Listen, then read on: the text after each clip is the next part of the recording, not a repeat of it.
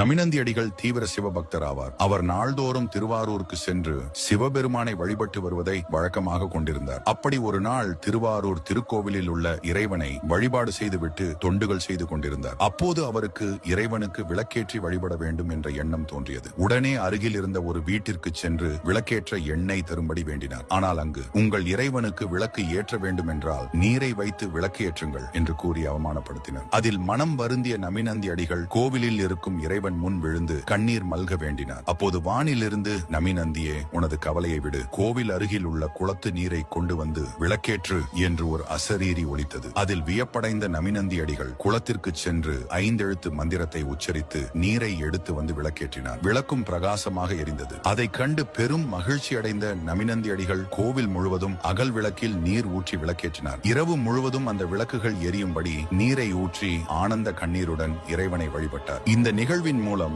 இறைவன் மீது உண்மையான பக்தி இருக்குமெனில் அவர் நம்மை ஒருபோதும் கைவிட மாட்டார் என்பது நிரூபணமாகிறது.